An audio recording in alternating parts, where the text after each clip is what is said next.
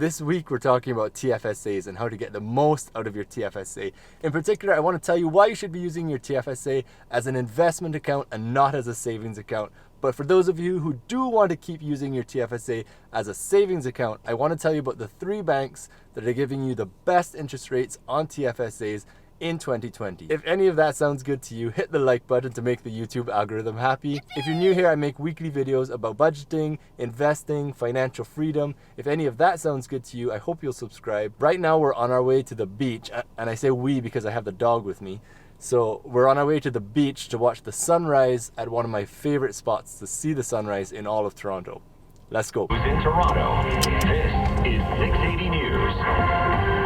The province ups the ante on COVID restrictions once again, with Toronto now in the red zone. A full-scale lockdown could be about a week away.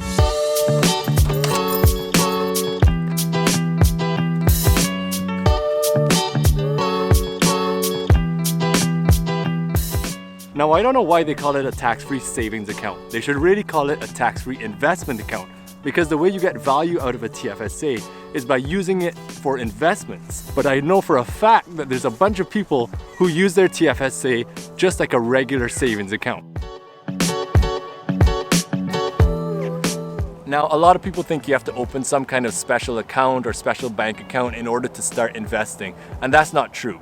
You can put almost any kind of investment into a tax-free savings account, and that includes things like bonds and stocks, mutual funds, of course index funds, ETFs, GICs, and when you put those investments into your TFSA, any profits you make are 100% tax-free.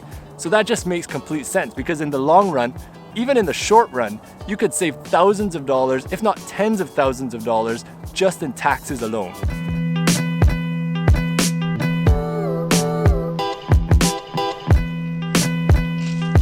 Good boy. Hi, bud. Hi, buddy.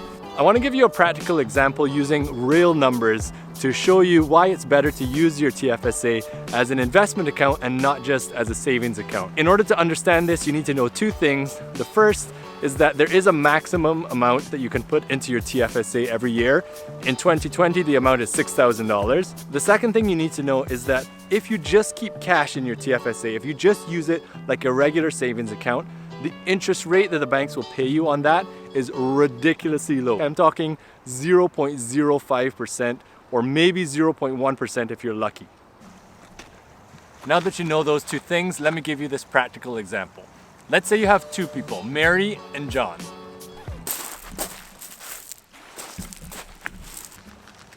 Mary and John. So let's say Mary and John both contribute the maximum amount to their TFSA every single year. So since 2009, that would mean they've both contributed $69,500 over the course of 11 years. But Mary keeps her money in her TFSA kind of like a savings account, and she earns the 0.1% interest.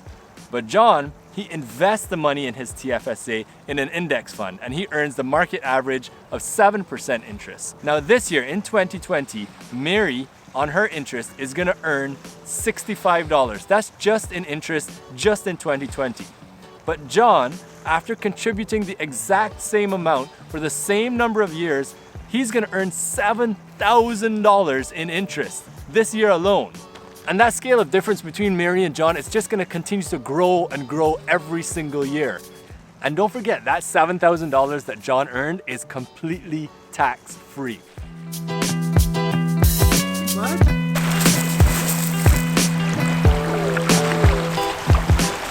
Now, I will acknowledge that for some people in some situations, it is okay to use your TFSA just as a savings account. But if you're gonna do that, you should really consider opening a TFSA with one of the smaller banks, because the interest rate you're gonna get from those banks is gonna be way higher than what you're gonna get with the big banks. And I'm gonna tell you about 3 banks in particular. But first, I want to tell you why you should trust those smaller banks with your money. I know that you haven't heard of them as much as you heard of the big banks, you haven't seen them on TV, but there's a really good legal reason why you should trust those banks just as much as you trust any of the big banks. So the 3 banks I'm going to tell you about today are insured by the CDIC. And what that means is basically if a bank fails, the CDIC will give you back your money up to a maximum of $100,000. So the best 3 interest rates I could find on a TFSA anywhere in 2020 are from 3 small banks. You may not have heard of them, but they're just as safe. Your money is just as guaranteed as if you were with any of the big 5 banks. The first one is called Motus Bank, which is offering an interest rate of 1.1%. The second one is a bank called Alterna Bank, which is offering 1.2%. And the last one, the best one, is actually Motive Financial, and they're offering 1.55% on a TFSA. That's a really good interest rate on a TFSA. Now I should mention Tangerine, which is a name most people already know. They're offering a 2.5% interest rate, which is really good, but it's an introductory rate, which basically means after 5 months, it goes all the way back down to 0.2%. So it didn't make my list of the top 3 because it goes back down, but it is a good option if you only want to save your money in a TFSA for maybe about 5 months. I do have 2 more tips for you, one of which is really important, which is if you are going to move your TFSA from one bank to another in order to get a better interest rate, make sure you don't go and just withdraw the money from your original TFSA on your own. What you want to do is allow the new bank to withdraw the money for you. So basically, the new bank will give you a form, you fill that form out, and they'll make the transfer for you. But just don't try to do it on your own because you'll lose the contribution room, and that's just not good for you. The second and final tip I want to leave you with today is a website where you can start doing some of your own research. Don't trust what I'm saying. In fact, don't trust what anybody on YouTube is saying. Do some of your own research. And if you're going to do some research on TFSAs, interest rates, GICs, anything financial, anything about personal finance, the website you can start with is ratehub.ca. They usually have articles on there about the best interest rates you can find anywhere. They have articles to help you understand things. If you found anything in this video useful or interesting, I hope you leave a comment down below, like the video, and subscribe if you want to keep getting more videos about investing, about budgeting, about personal financial freedom. I'll see you next week.